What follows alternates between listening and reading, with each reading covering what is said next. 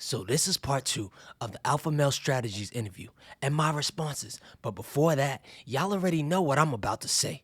I'm trying to get to 10,000 subscribers by June. So click the button. Oh yeah, and buy my t-shirt, bitch. So tell them get on my level, ho. I'm burning up, see I'm hotter than where the devil go. It ain't enough till I'm burning down.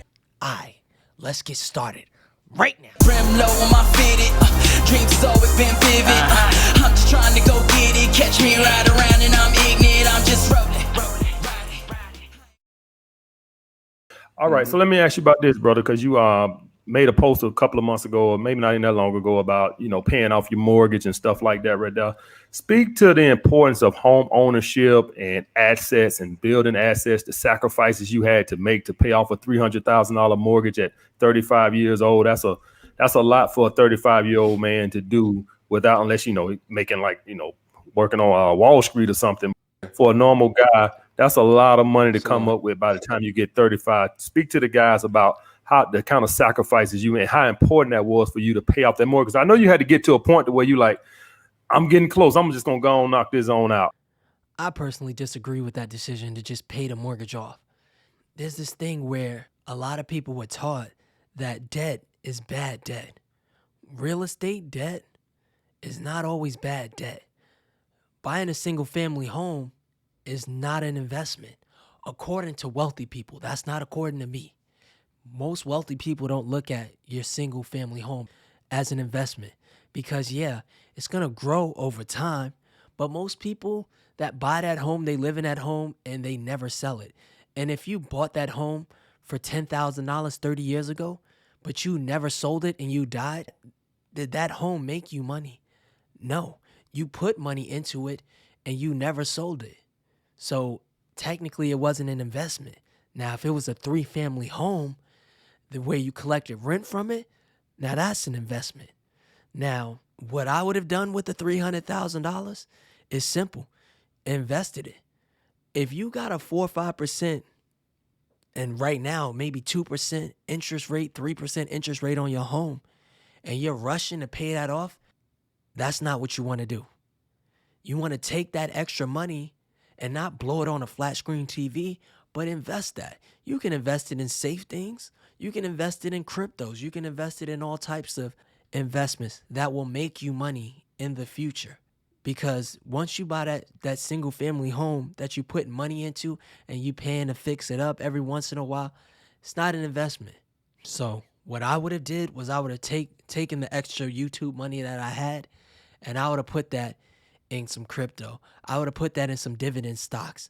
I might have bought some investment properties. Because the thing is, buy a home, you spend 2 years paying down the interest and you might get a little bit of equity. Then you go back to the bank and you say, you know what? I got this 3-family house that is rented out and it's making me money. So now the bank says, oh, I see what you did there. You invested that. You bought that 3-family house and now it's making you income. So you know what? We'll give you another loan for another 3-4 family house. Now you got 2 buildings. And you did this in 4 or 5 years. And next thing you know, now you're playing Monopoly. But as long as you make good decisions with the houses that you buy, you don't need to worry about having debt. Debt on a real estate building that is rented out and is cash flowing. Millionaires and billionaires, all these businesses that are run, they all have debt. Apple has debt. None of these rich people say, let me pay off all of this debt. They use debt as a tool. And what it does is it helps them expand their business to make more money. So that's what I would have done with the money. I'd have invested it. You said investments. You got the crypto boys out there. Shout out to the crypto boys. Speak to the guys about the investments you make. Do you invest in crypto? Why not? Myself, I'm a S&P 500 guy. I don't get off into all that crazy stuff, but speak to the guys about what some of the investments you recommend. The way you invest depends on your age. If you are younger, you're in your 20s, in your 30s, you can invest in these riskier stocks, cryptocurrency, all of these things. You know why? Because You have more lifetime to actually take risks. Take risks when you're young, and then as you get older, invest in stuff like the S&P, and Apple, and all of these companies that you know aren't going to fail. But while you're younger, invest in that. And me personally, I bought XRP at 22 cents, and it sat like $1.70. And the thing about with these risky assets is you take money that you won't miss and you throw it in there. Most asset classes appreciate over the long term. Guys that are trying to day trade these things, they miss out. Because the fact is, if you put some money in crypto and you leave it there for 10 years, and if you spent $20 on Bitcoin in 2010, it would be worth $15 million. You know how many dates I went on in 2010 that I spent $20 on? Females that I don't remember, and it would be worth $15 million right now. So the thing is, if you're young, 20s, 30s, go for it. I threw some money in Ripple, and it's at 5 figures already. And I threw it in January 19th, right before Coinbase closed down Ripple. And it's making me significant money.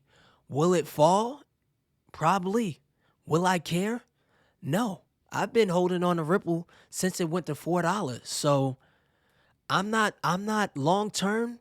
Throw the money in there, leave it. Let it grow. If it doesn't grow, it is what it is. You see guys will bet on sports. If you were wrong and you lost $20, $30 in 2010, would you miss it? No. I don't know your circumstance, but whatever you wouldn't miss, just throw some in there. See what happens, especially if you're young. Now, if you're older, the same thing can apply. If you just throwing money in there and seeing what happens, but you're not taking money like some of these guys did. They bet their houses on Bitcoin and all of these things. That's crazy. That's ludicrous. You don't gamble with your future, especially if you're in your 50s, 60s.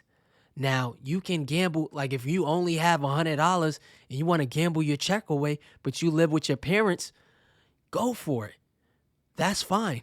Like, you lose this money, it's going to hurt for like 5 seconds, and then life's going to go on.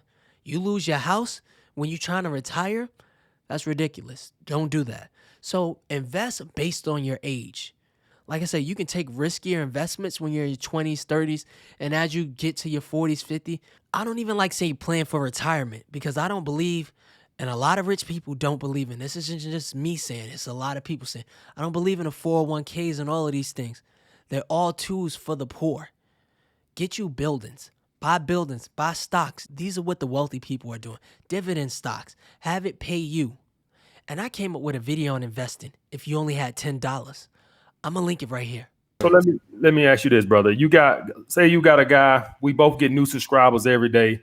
Say you got a 30-year-old guy who just found our channel, who's working some mediocre job. He hates his life, and he's just down on his luck, or he's scraping by in life, and he's finding us now.